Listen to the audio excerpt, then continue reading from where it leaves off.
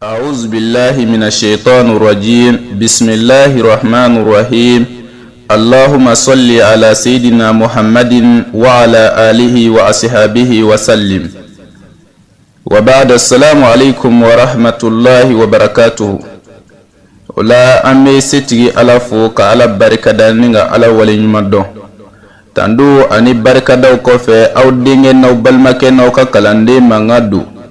ni oye Mali Konate ni bela jine be wele ko Konate alhamdulillah ni setgi ala fama ka je ay nyawa soro Konate ka faida kene kani watina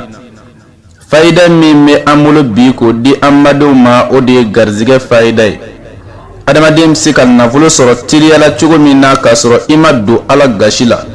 jom sika garzige tilima soro chugo minna ka soro imadu setgi ala gashila ima soma shika barake ima bultigi shika barake ka bo kurane kono kurane aya jeli ka navulo barake na kle saba kono ka resultat mine ni Allah subhanahu wa ta'ala ka je amnu faida wuli bali di amaduma ula mauma mana ni voyi soro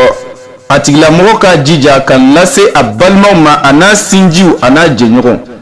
pour que gele jugu ni me anga fande gele mi me anga siri jugu ni me anga pour que obse ka wuli ka bo anga ni seti ala fama yere ka je otuma amadun minu meka alla men watina ka jirawla ka fo Allah subhanahu wa ta'ala ka qur'ane ay min jigi ala kira ka kishin neme baka sura keme ani surata ani nani de do o sura keme ni surata ani nani na aya baworo ani keme woro ani biworo ani woro de bakono otuma sura dobe kurane sura nununa ko suratu yasin nga doni bagaw ko sura ima ko qalbul qur'an ko qur'ane dusukun ko de suratu yasin ka sabu ke yasin be bara minke sadi garzige tora fata ainu obe yasin konnana jonga garzige soro tiliela kan navulo tilmamine sadi obe suratu yasin konnana ani abe ko chama gerauke abe mako minu gla anabe deku minu wili ka bo adamaden kan ni setigi ala yerete date danven shiku mimse ka foka sa dana ola donbaw ya wili ko kalbul qur'an ko qur'ane duskun ni mako be qur'ane duskuna suratu yasin du otuma amadun suratu yasin inkonnana mina aya sabade ta akono o aya sabai mauma mana taka barake nai navulo ko kan kile sabate dafa abada fo Allah subhanahu wa ta'ala ka on navulu noya utigi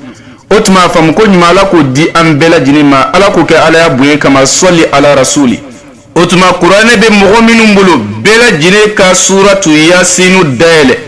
ni ala ka je amina kawa ko de la magashina mauma klobe ni voila mauma klobe ni vulmuina mauma bekan lame ni watina bela jine ki basigi ninga ni kumakan lame ka barake nae eresita mi mana boala ayaji jaka garbukeni wili ninga eresita di numéro de 72 24 02 98 ula amadun aya folo ode fleni wa ayatun lahumul ardu almaytatu ahyaynaha وأخرجنا منها حبا فمنه يأكلون آية فلنا وآية لهم الليل نسلخ منه النهار فإذا هم مسلمون آية سبنا وآية لهم أنا حملنا ذريتهم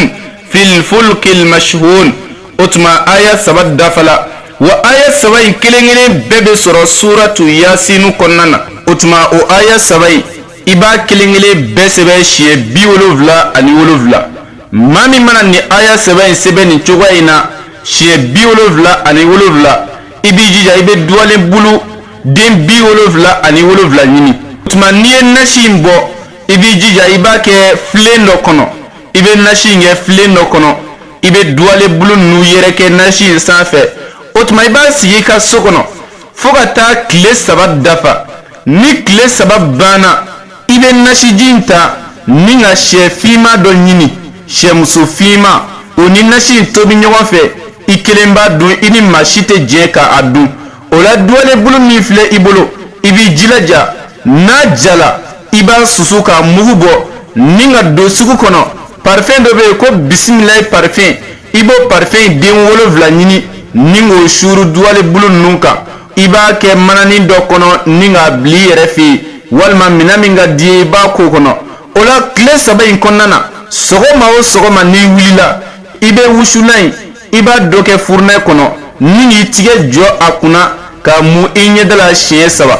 otuma kle saba te dafa abada billahi ngalna alala imma ko be nafo mi nafo ala ko dima otuma fam ko nyuma ala ko di ambela jinima ala ko ke ala ya buye kama salli ala rasuli ola nini bare nga gele mo mima mami makala ni tsika ni sebeni ke achugala ni tsika ni nashi bwa chugala magreb sika barake ninga wushula di ema bashi fo etola epi bara imbenye ndefuye kle sabay ote dafa abada fika nafulo soro nga nini nkoka cha mogo ma garzige faida bele la benendo amolo kake bulula nege ani sebenne ni bela jine ko ma ko masa sulemana ka bulula nege ola ni gaziya ko hamide mogo mina